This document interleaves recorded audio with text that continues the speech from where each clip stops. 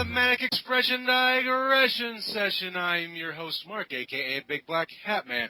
And today we have another fine show with a fine panel. Let me start out by introducing the panel. Making his first appearance on the Digression session, Mr. Decker Shado. Hi. Hi, Decker. We also have... Special. You're special? We also have... Oh, we need some background noise. Yeah, we have the band formerly known as Nickelback in the background. Yeah, Nickelback.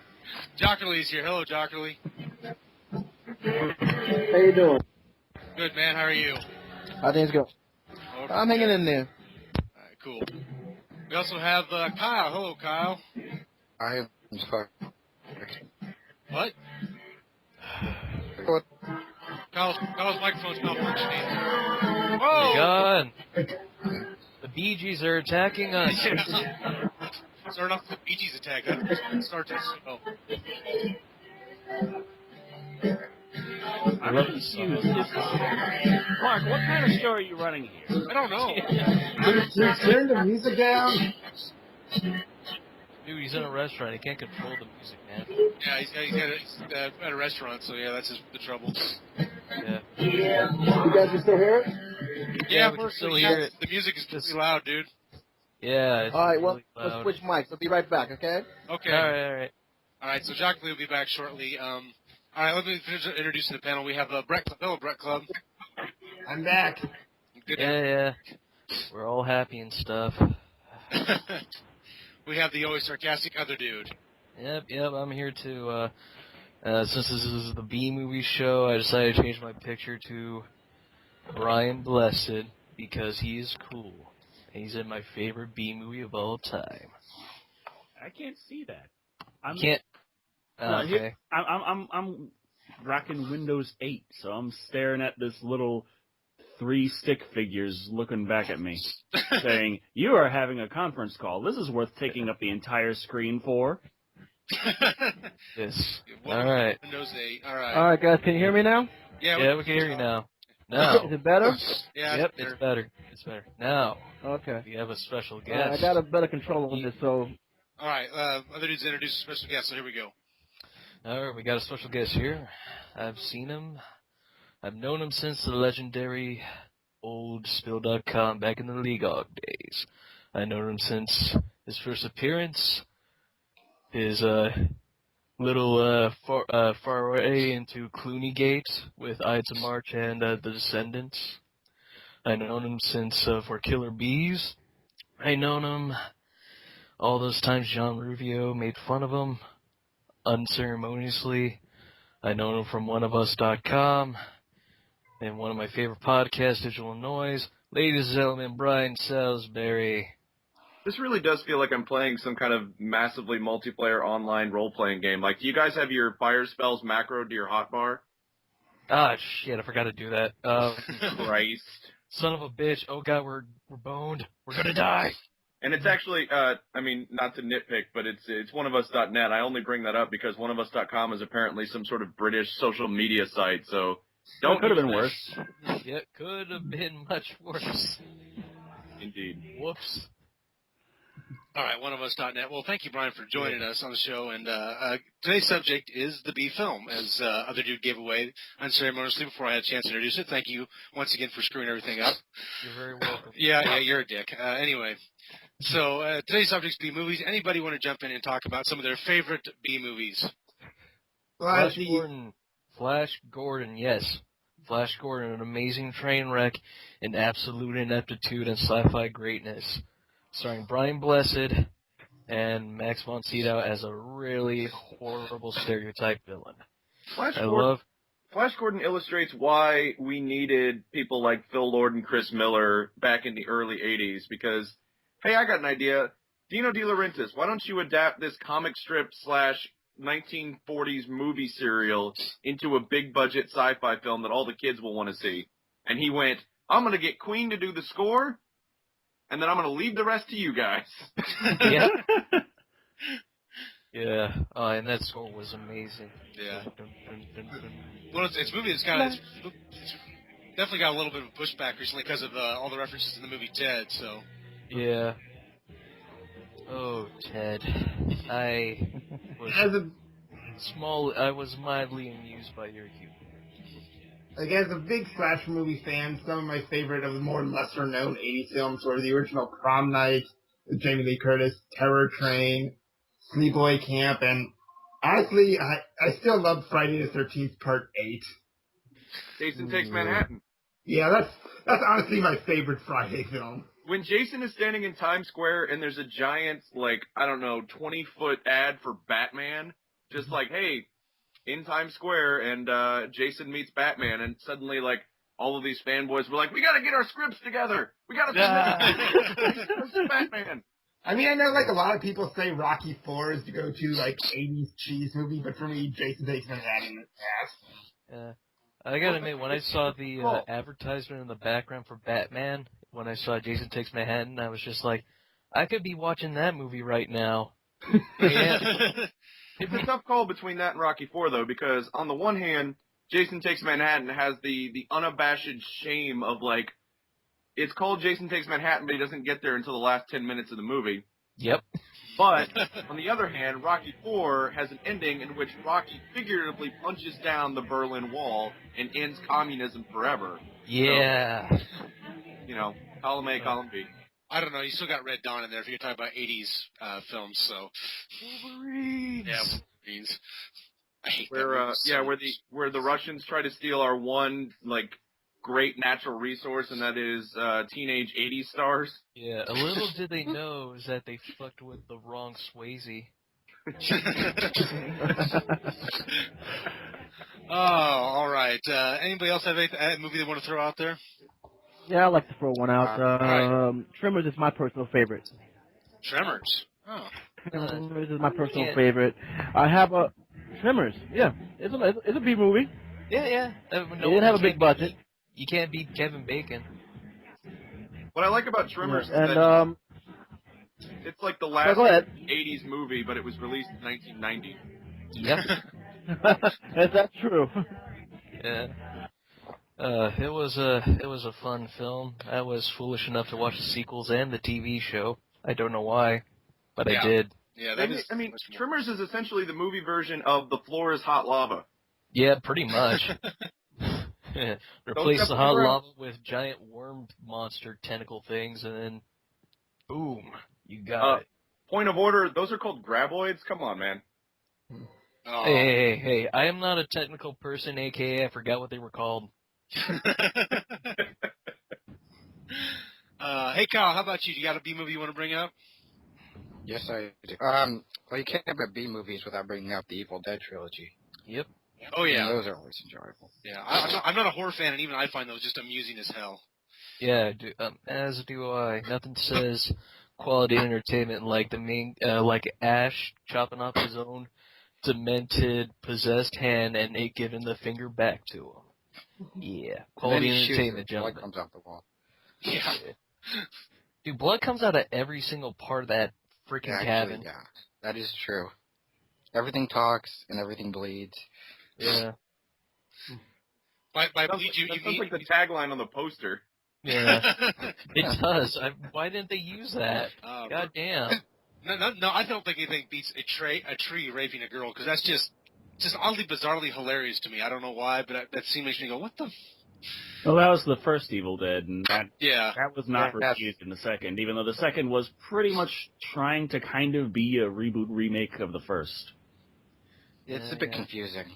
I have to say, I'm kind of like, my one complaint with Evil Dead is that now I'm super paranoid about trees. Just like, I go around the woods, I'm just like, oh god, one of these will rape me when I'm asleep. That's what Lord of the Rings did for me, is made me paranoid about trees, so. There's the pine like I won't.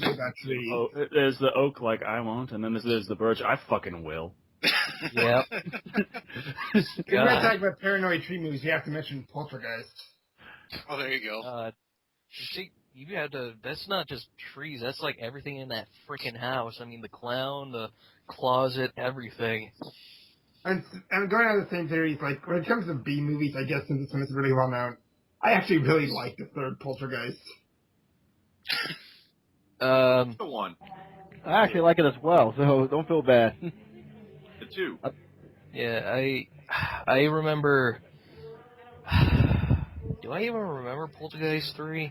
That was the one in the Chicago skyscraper. Oh, yeah. I think I remember the Roger Ebert and Gene Siskel review more. Don't worry about it. The screenwriter of Poltergeist 3 does not remember Poltergeist 3, so... Yeah, that's good. More power to him. Can I ask a question about that movie, though? Did Jamie, or her name was Rebook, did she ever finish any of the scenes, or they completely use a stunt double for that film? Yeah, she technically finished the movie, but she died before they could get a new PG-13 rated ending. They only used a stunt double for the ending, which is why you never see her face. All right. I was wondering about that, because they said that she only finished... What happened? Well, technically she finished the entire movie, but then before she died, they were going to make a new ending. Okay. Oh, God, now I'm all depressed now. Son of a bitch. Decker, say something. What do you like?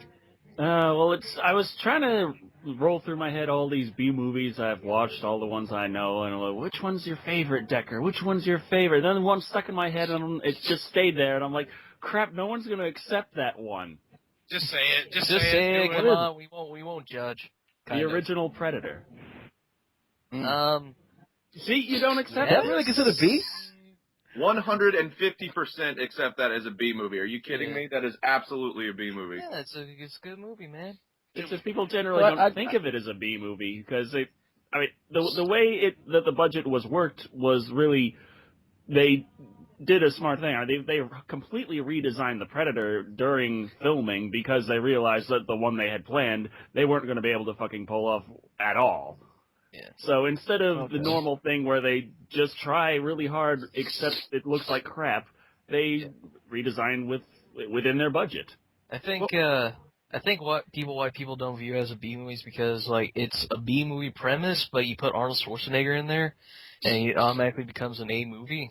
Well, what I love about it is you take The Most Dangerous Game from 1932, which has been adapted into so many different films, and you add the two things that script was missing in the 30s, aliens and biceps, and completely new film. And but here's my question though: what does really constitute as a B movie?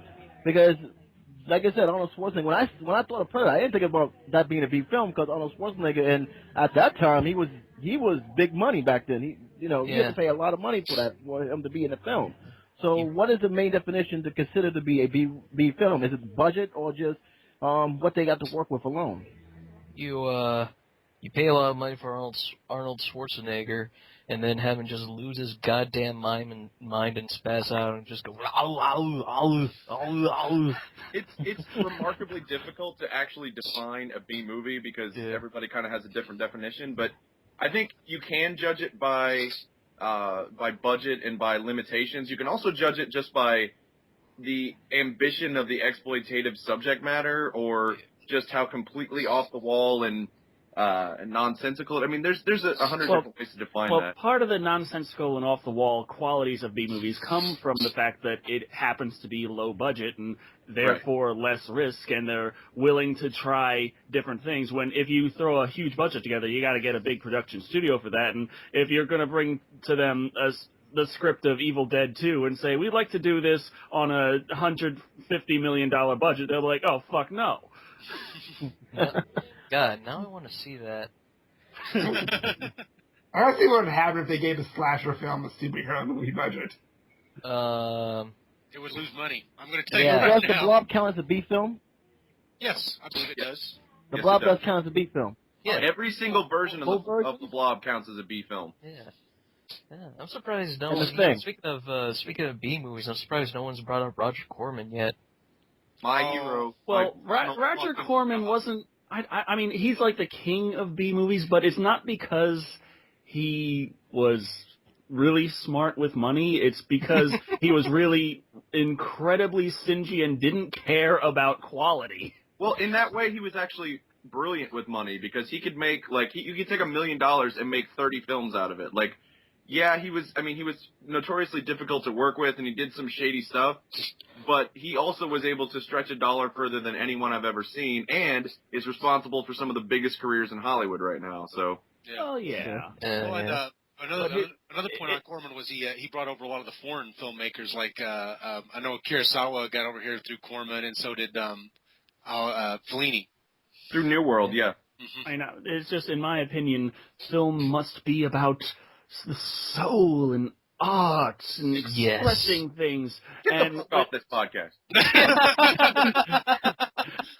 Well, with Corman, it was clearly about money, unabashedly. Yeah, absolutely. Well, he was so frustrated because he had worked in the industry before he became a filmmaker and just got so fed up with being chewed up and spit out by the machine that he decided to become the machine. It's almost like a weird Terminator story in a way. Really, really, really cheap machine. Yes. Die a hero or live long enough to become the villain. I love the hell out of Corman. That movie. All right, so with that being said, around and like their spirit animals are attached to them. Mine would be Corman. Yeah. Yeah, it's just, God. So with that being said, guys, what do you consider Alfred Hitchcock? Is it a B-rated movie or is it a Class A movie director? What? Hitchcock is an A. I say he's mixed. No, Hitchcock is an A movie guy. Yeah, but he's mixed. He was actually mixed. I think I know what Jack Lee's trying to say. Is that Psycho was not. Psycho people consider debating it. It was. It's kind of true at the time, Psycho was What was kind that? of a B movie. I think the ghost of Hitchcock just killed him for that. Yeah. Yeah, I think Hitchcock always worked for the biggest studios from the mid-1930s on. I mean, maybe some of his early stuff, but Damn, I can't. If I could do an Alfred Hitchcock impersonation, I would be like, "You disappoint me." God damn it, I can't do it. Hold on. Okay, let me try. Oh, god damn it, it's going to sound like Alan Rickman. Never mind. You have disappointed me, Johnny. Alan Rickman is disapproved. They're both British, so it's fine. And then my Alan Rickman just devolves to my Morgan Freeman. Yes. Well, you either get busy doing a Hitchcock impression or you get busy doing a Rickman impression. Therefore, I am Morgan Freeman. I will say a lot of people base their B films off of Hitchcock's work in a way, but his definitely was not the B work. Yeah. No, his was primarily concerned with art. I mean, even when he was making, what was technically a horror film in Psycho, he wanted, like, the whole point of what he was trying to do is, can we apply sort of artistic sensibilities to the horror genre? Because at the time, it was the absolute basement of films. It was like, oh, this is something that they only make to capitalize on the teenage crowd. But his whole theory on it was, well, I wonder if I can take a script that would be in anybody else's hands, a B movie, and make it an arty film, which is exactly what Psycho is. So in that way, I don't think he really qualifies. No. Yeah, Well, Hugo does. Hitchcock isn't really B movies, but if you want to talk B movies, you got to talk about William Castle, who was basically the B movie Hitchcock. Exactly. Yeah. Yeah. You're familiar with his work. Yep. Like The Tingler. I am. Like, didn't we say that one of the major factors to qualify as a B movie is budget? Like, what would you say is the highest possible budget you can have and still be considered B? I think that also depends on the economy at the time. I'd say the budget they gave Flash Gordon. Well, but that's the thing. It's like you also have to factor in the ambition of the movie. Like if you were given a $5 million, it's like, oh, that's maybe not a B movie, but maybe you're trying to make a film that should cost $100 million and you're trying to do it on $5 million. Yeah. In terms of exploitive, even though these probably don't count, I kind of like this. I actually like the post-Scream era slasher films that were trying to be Scream. I liked Urban Legend. Oh God, that was the era of horror that almost killed the genre forever. Yep. Urban Legend. About the time that Valentine came out, it was like, you know what? Fuck all this. It's over. So, Mark, I hate to say it, but this isn't giving me a good impression about Digression Session. Oh, dude, come on, man. Hey, Urban Legend. All right, fine. If you want me to fish off Asylum films, how do you like that? Oh. Yeah. How about them good old Trauma, Sharknado, and all that crap? We'll bring the hammer down on Trauma is a hell of a lot better than Asylum. I wouldn't go that far. I really hate Trauma a lot. I don't know. I feel like if you're comparing Trauma and Asylum, it's like comparing apples to shit-covered oranges. Yeah, pretty much. And Trauma's the shit-covered oranges. They're both shit-covered oranges. Just don't fool yourself. I hate Trauma that much. I do too. I think Lloyd Kaufman is one of the least talented, most shystery scumbags in the industry. Yeah, we should hire Roger Corman to shank him in an alleyway. I personally find more Trauma films watchable than Asylum films. Oh, no. Okay, here's how I feel about Trauma movies. Okay, I would watch a Friedberg and Seltzer movie 10 times before I watch 5 seconds of a Trauma movie. See, now, what I said about Lloyd Kaufman notwithstanding, I would go write him a check for his daughter's college tuition before I would ever give money to Friedberg and Seltzer. Hey, I guess we both hate it in different levels, I guess. I mean, don't get me wrong, I am not a fan of Lloyd Kaufman whatsoever, but Friedberg and Seltzer are just fucking film parasites. They are. Have we really sat here for the last 2 minutes and argued every time they make films? It's sickening. Have we seriously sat here for the last 2 minutes arguing between each other which shit smells the best? Yeah, pretty much. I think when you talk about B films, that's going to come around at some point, isn't it? Yeah. Oh, yeah. It's like poopery.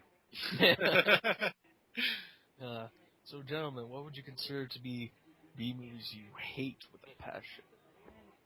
Oof. Other than Trauma movies. I just want to say this because my experience is from westerns, right? So almost all the 1930s B westerns, there's definitely an unwatchable nature to them because they're so frickin' formulaic that you watch about one of them, you've seen almost all of them, and they get very boring very fast. I tried to watch some of them when I was doing some research and things, and man, it is tough. Yep.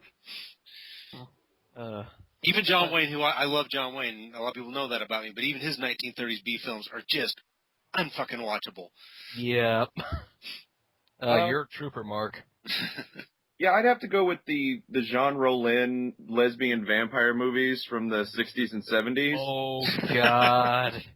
That was a genre?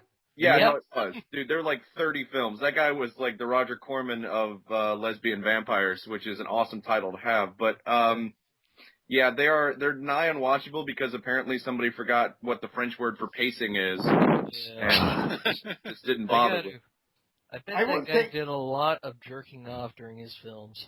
Maybe that's why they're so slow, so you get your money's worth. Yeah. Oh, wait. What if he directed Twilight? Huh? I still wouldn't care. No. Okay. Oh, come on. I won't say I hated this movie, but I didn't get into Puppet Master. You actually watched Puppet Master? I thought I was the only one that watched Puppet Master. Full Moon is a lot like Trauma in that way for me, where it's like, you had a couple of titles that kind of were good despite you, and then the rest of them are shit. Like, Full Moon and Trauma are kind of, like, occupy the same space in my brain. Yeah. That's right. Oh, God. But in terms of stuff you should be watching, like, I'm a huge fan of blaxploitation. Oh, yeah, Dolomite. Dolomite and the sequel Human Tornado, which is one of the most inexplicable things you will ever watch in your life. Yeah. I literally watched that film and I'm like, what is happening? Is my brain melting? Is my nose bleeding? Yeah. I feel like my nose is bleeding. Yeah, it's like, why did the film speed up really, really fast just for this one segment of fight scenes? And not only that, but then there's this whole thing at the end of the movie out of nowhere where it's like, yeah, here's the sex dungeon when we've been interrogating the female characters since the beginning of the movie, and it's like, I'm sorry, Dolomite meet Jigsaw. I don't know. I also watch other. Probably the only one that doesn't like blaxploitation films. His other foray into films, which was Disco Godfather. Where at the end of the film, he just loses his goddamn mind when he's on Angel Dust. Look, let me stop you right there. He was on Angel Dust the entire time he made all of these movies. Okay, that explains everything. The thing about Rudy Ray Moore that always just kind of delighted me in a really perverse way is, like, I have never seen somebody so undeterred by having a lack of talent. Like, there was nothing that was going to stop him from making these movies, and that includes not being able to make movies or be in movies. Because Dolomite's my name and fucking up motherfuckers is my game. He's a bad motor scooter. He's the human tornado. He's a human tornado. I don't know how to stop Michael Bay. He just keeps making movies despite not being capable. That's a good point. But imagine Michael Bay making a movie where he also, like, wrote every script and was the star of the movie and did the soundtrack. Like, he was rapping the entire soundtrack. Oh, God, you just put an image in my head that's just going to haunt me for the rest of my life. Michael Bay couldn't even do a 60-second promo for Sony TV, so... Nope. What do you like about the TV? I'm sorry, it's not on the teleprompter. I'm going to have to go. Look at the damn TV and tell me what you like about it. Michael Bay sets up one of the most epic versus movies of all time. Gunpowder versus Fire. Okay. Spoiler alert, everybody wins. Yep. Just nothing but 2 hours of...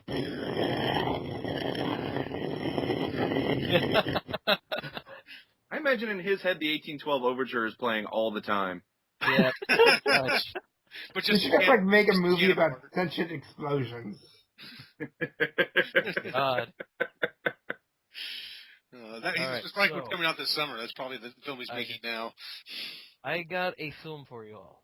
Okay. This is in the bad category. It is one of the absolute worst films I've ever seen in my life.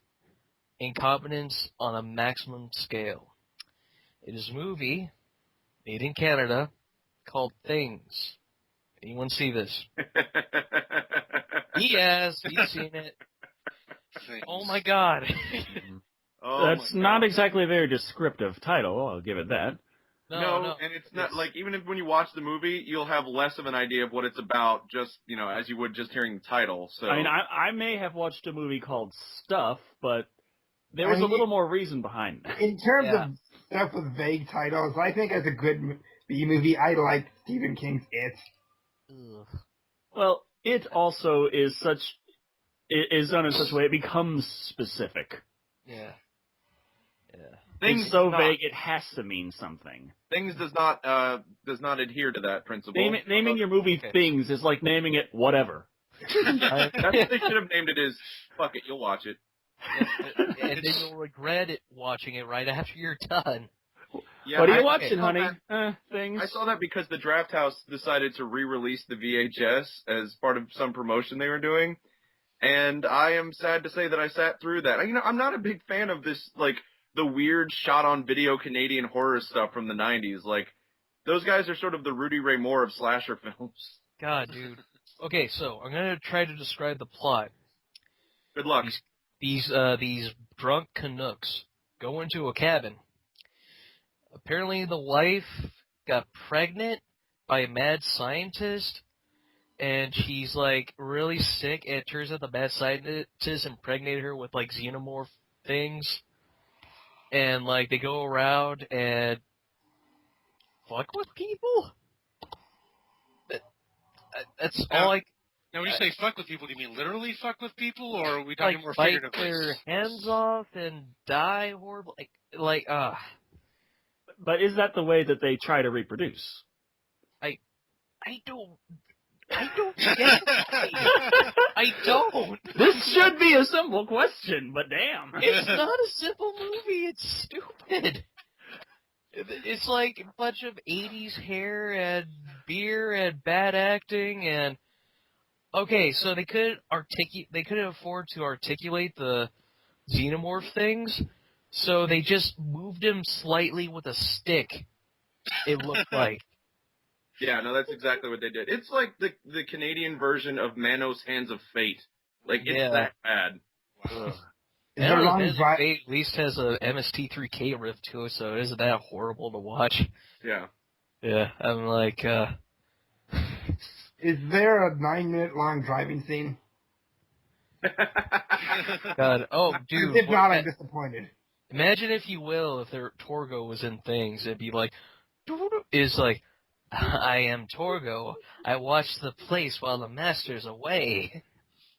I love that movie. It's so... my favorite part about that movie is when they're driving at the beginning. Yeah. It doesn't look like they're driving across America. It looks like they're driving through some burnout, post-apocalyptic wasteland. That's just the quality of the film. In the post-apocalyptic wasteland. It's They filmed that on 3 Mile Island? What the fuck? I don't know. I just know that if I didn't see it with the MST3K dudes, I would lose my freaking mind. Yeah, it's tough. Yeah. What I forgot to mention I really, really like is Happy Birthday to Me from 1980. Yes. You like that one, or does that I actually do. I like that one a lot. I mean, I know that twist ending was literally tacked on, but I enjoyed it. Directed by J. Lee Thompson, who is actually one of my favorite B-movie directors. He did a lot of the cooler, like Charles Bronson things, like in the 80s, and he also did Conquest of the Planet of the Apes, which is my absolute favorite of that franchise. I'm out. Little do you know, Brian, Decker over here reviewed all the Planet of the Apes movies for Summer of Planet of the Apes, and he almost went into pure insanity doing it. The fourth one is good, though. The fourth one is good, and I love how angry it is. Like, it is a Planet of the Apes movie with, like, an agenda against what was going on in society at the time. So it's like this socially progressive Planet of the Apes film. Yeah. It's kind of like when Saw added a political agenda in Part 6. I have to admit, it was better better than Playmate of the Apes. Way better than that. Yeah. Oh god, okay, speaking of B-movies, I recently rewatched Night of the Demons. Yes. And I'm seeing ads for that all over. Yeah, I rewatched it, and there's this one part that cracks me up because, like, I thought it was just gonna be kind of like, you know, the standard fare, like the black dude would get axed off first and stuff like that, and then, like, he became my favorite character, and then, like, when him and the last girl that are the survivors are cornered, like, the part where you think he would die, he just is like, you know what, fuck this shit, and jumps out the window. And I'm just like, he finds the exit from the movie. It's just like, oh, here it is, goodbye. Yeah, goodbye. Send my check to my house. Night of the Demons is a lot of fun. I do think that director is totally full of shit. Because I was watching the interview on the new Scream Factory Blu-ray, and he was mentioning, like, basically what he was saying is like, well, I didn't set out to make an anti-slasher movie. I wasn't trying to break the mold. I just didn't know there was one at the time, and blah, blah, blah. And I was like, really? So you're not going to mention Cabin in the Woods at all? Or not Cabin in the Woods. You're not going to mention Evil Dead at all, despite the fact that you totally ripped off Evil Dead. Is it the scene where the camera flies through the house? Like, where it's like, this is a demon cam flying through the house. It's like, dude, come on. Yeah, that movie was a movie. Would you say the first Halloween counts as a B movie? Yes. Oh, yeah. It's really like with Halloween, I like the first three, and I'll even defend 4 and 5 to a degree. 4 definitely, 5 not so much. 4 is my favorite in the series. I have to ask, which one was the one where Michael Myers grabs a shotgun and impales somebody 4. with it? 4. That's 4. Yeah, I'm just like, what? Because Michael Myers doesn't shoot people. He's a slasher. You never see Jason Voorhees break out an Uzi and mow the whole camp down. That'd be funny, but I'm like, okay. It would make the movie much shorter. Yeah, right. I was just like, okay, I know he doesn't use weapons, so I was just surprised he picked it up in the first place. And then was even more surprised that he used it like that. See, there were kind of weird things, like messages for a certain genre to have. I'm thinking of A Nightmare on Elm Street 5, a slasher film that has a pro-life message. Oh, that was a standard of the longer slasher franchises. Was there were certain go-to gimmicks that you would use after a while. The first was 3D, and then it was go to space, and then it was I want your baby / I want to be reborn for you. And the only franchise that has done all 3 is Friday the 13th. But Nightmare on Elm Street did both 3D and I Want Your Baby, which is the 5th one. Yeah. And I like Dream Child. I know that's one of the ones that gets shit on a lot, but I think it's fun. I saw that one. That was the one I saw the most, surprisingly enough, because it was just on all the time. And like I saw it, I'm just like, okay, no, why am I not turning this off? I want to turn off right now. Why am I not doing this? Help In the defense of that movie, if the FCC didn't try to make it X-rated, then it probably would have been a better film. Also, They if added they a lot of found stuff a out of different that film. writer and a different director and a different idea for it, it would have been a better film. Yeah, it just, you know what?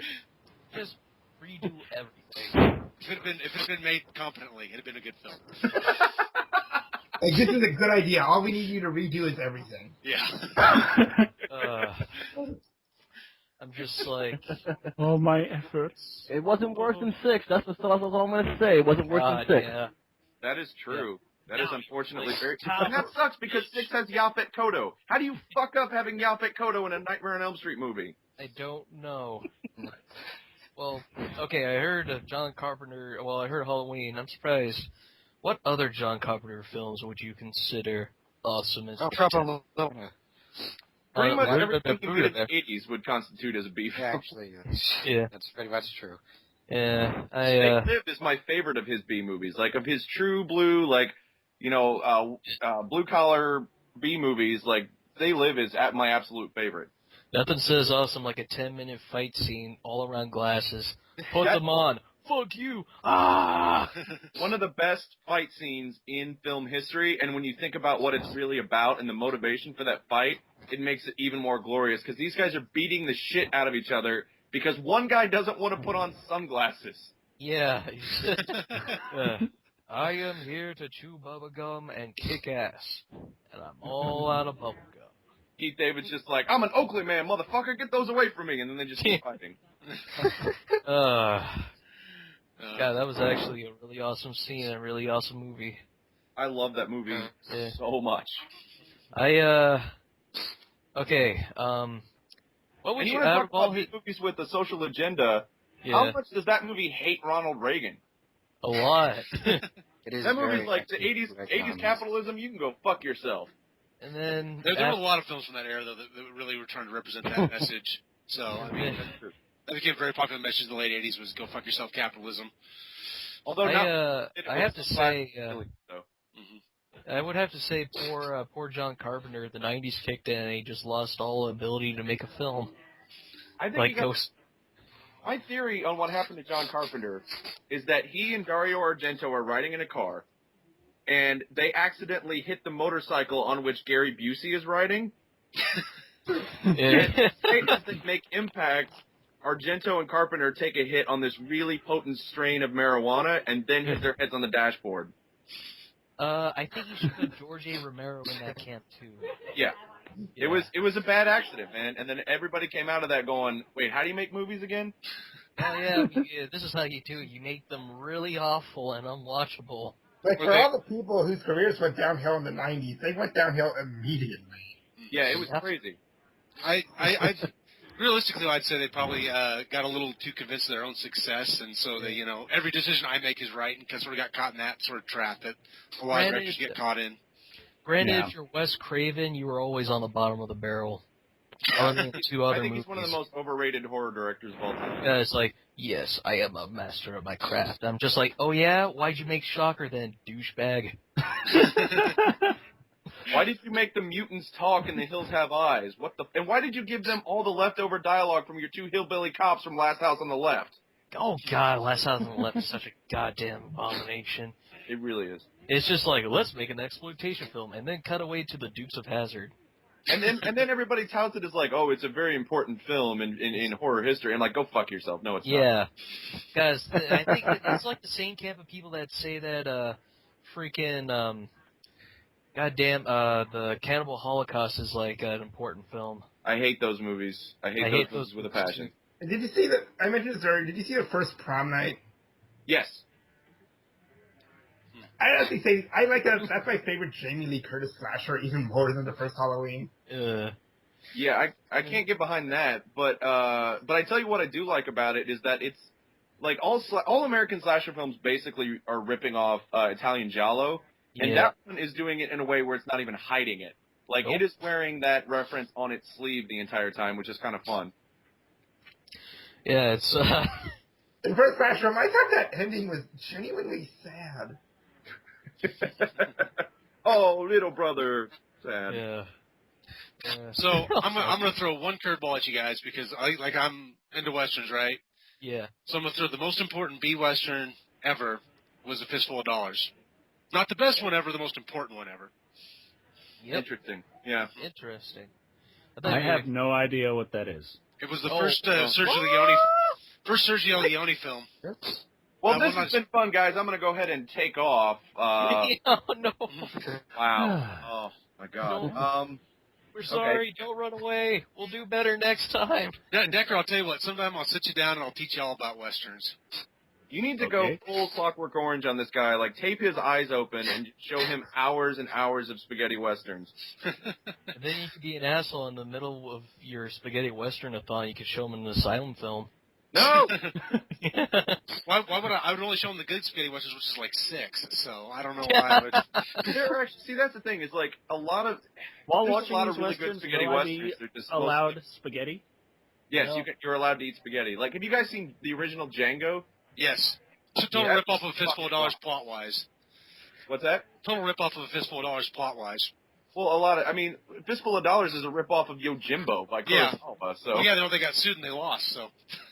It totally rips off the plot of Yojimbo. It's nothing can rip off Fistful of Dollars because it is itself a rip-off. Yeah, I know, which makes me laugh because since that's a rip-off of a rip-off, but anyway, sorry. God, it's a conundrum. It will is. never end. Well, the whole deal is that Leone did ask Kurosawa, but he didn't get his answer in time, so they went ahead with the film, and then Kurosawa sued, and Leone left to pay him. So he's like, yes, I want to pay you. I wanted to pay you to begin with. So in fairness, that's how that all went down. What I was trying to do at the beginning. Yeah. That's funny. Westerns. Yeah, but Django is really good. There's a great one called Death Rides a Horse with the guy from Danger Diabolic and Lee Van Cleef. Yeah, John Philip Law. John Philip Law, thank you. Yep. Yeah, that's a really great one, too. I mean, there's a lot of really cool spaghetti westerns that weren't made by Sergio Leone that I feel like go criminally unnoticed. The one I hate that gets a lot of credit is The Great Silence. I cannot stand that film. Yeah, that's a weird one. That one I couldn't really get into. Yeah, and the end is terrible, and I've got all sorts of reasons why I think the end is terrible. But at any rate, though, anybody else have anything they want to add real quick on the whole B movie subject? Well, so one more thing is we're going by the definition of low budget and probably high ambition. Would the Twin Peaks movie count? I can't stand that film. There you go! I can't believe you even said that. I have never seen anything related to Twin Peaks. I will have to make that confession. Me neither, so you're good. Decker over here hasn't seen A Fistful of Dollars or knew what it was. Have anybody seen The Wishmaster? Oh, yeah. Oh, yeah. That's that. Yeah. I liked the first Wishmaster. The second was dumb but fun. And the third was complete fucking shit. And I never bothered watching the fourth. Is it the worst trilogy than Candyman? Candyman actually started out pretty well. Yeah. Then it just evolved into shit. I'm surprised no one's brought up Attack of the Killer Tomatoes or Killer Clowns from Outer Space. Well, those are the you really, I haven't seen talking yet. about great B movies, you have to talk about Return of the Killer Tomatoes, where it's a very meta B movie where they literally, there's one point where they have the boxes that say cereal and soda, and it's, they're trying to avoid using any real brands, and then George Clooney's like, hey, can we do something about this? This is really stupid. And he goes behind the camera. When he comes back, they're all regular brand names. It's like a very self-aware B movie, and it's really fun. Oh, George Clooney. Yep, that's how he got his start, ladies and gentlemen. Yeah, Wait, That's soap operas. I have a question. And let's not forget his minor role in Return to Horror High, where he gets killed off like 10 minutes into the movie. I have actually seen an unfinished work print of the sequel to Grizzly, which is a great 1976 creature feature, starring George Clooney. Didn't it sound like Charlie Sheen? I believe Sheen is also in it at one point. It was like the Grizzly attacks a concert, like some weird new wave band concert, and Clooney is one of the guys like camping in the woods who's killed off early. Is the Grizzly a really big, hairy guy with a knife that's just called that, or is it literally a grizzly? It is literally a grizzly. It was like one of those movies made after Jaws was so successful, and they're like, hey, what else eats people? Okay, was it a real grizzly, or was it Nick Cage in a bear costume?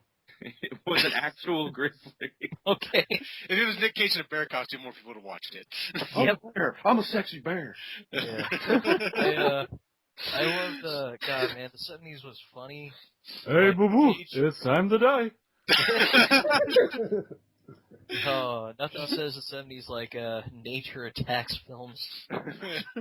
Like Knights of the Lepus with killer rabbits and bunnies. Yeah, made the very unwise decision of like, instead of like making puppets that look really sinister and weird, let's just get footage of rabbits at really close angles and force perspective. It's like, that means it's just giant bunnies, like literally just giant rabbits hopping around that are the least threatening thing on the planet. Yeah, they should have like made them like ferocious, radioactive, mutated things instead of like, yep, we're bunnies. Yep, that's all. Like those Not gonna 50, care. sort of like the 50s films with the giant, the giant monsters that attack, like the giant ants movie and all that shit. Yeah, but like, those things are inherently creepy looking, like ants and tarantulas and all that shit. Like, you see a giant one of those, it's like, no, hell no, I'm getting out of here. You see a giant rabbit, you're like, oh, I want to give it a hug. Oh, man. Nothing is more terrifying to me than frogs that controls other animals' minds to attack us. Horribly mutated 20-foot-long squirrels. Ah! Or you could have an entire movie based on killer worms called Squirm. Yeah. They're chewing their way through the walls. Squirm Oh is my god! Oh, look, he's so cute. Oh god, he's got my nuts. Oh God, God, redneck get him off! Why are you so adorable? Oh, all right, guys. I think that's going to wrap it up for this week. Yeah. So let's go ahead and head right into shameless self-promotion. Brian, since you're the special guest, go ahead and let everybody know where they can hear your stuff at. Well, if you go to horseporn.org, that is not where I am, but That's what they all Oh, say. yeah, God damn it. you can find me on oneofus.net, either on Digital Noise or Inside the Locker, or any of the innumerable shows and blog features we have there, so check it out. All right, thanks, man. Thank you for being on the show. All right, Jockley, do you have any shameless self-promotion? Well, I've been working on the last of the Park Slope Adventures Man in Red series. I'm also going to be doing something very special for Black History Month. I'm not going to explain what it is, but it is going to be coming out probably on Friday, as well as the return of Flashback Review's second half season. So that's pretty much all I can say for now. All right, cool. Thanks, man. Kyle, anything to promote? Not really today. Sorry to say. Oh, that's all right. Surprised. All right, dude, you got anything All to right. promote? Well, Manic's first fighting game, I'm eventually gonna continue that, but school's gonna get in the way, and then gonna review some more, new Doctor Who. New Doctor Who. All right. Education's overrated, so don't worry about school. Just do the fighting game. I'll, Hey guys, also... I just want to say, happy Blaxploitation History Month. Yeah, woo! Dolomite. All right, Brett Club, do you have any shameless self-promotion for us? Well, I'll be continuing my Twin Peaks tribute with my favorite moments from the series, and I have some other stuff planned, but that's for later. All right, very cool. And Decker, anything to shameless self-promote before we go? I am currently doing Revenge of Gamerathon all month, ripped from the Blu-ray, so yeah, it's in HD. Woo! HD! Doesn't matter when it comes to the content, but yay, it looks better. Yeah. All right, guys, I guess that's it for this week. So thank you for listening to the Manic Expression Digression session, and you know what? Do your best to have a good night in spite of it. Yep. See ya.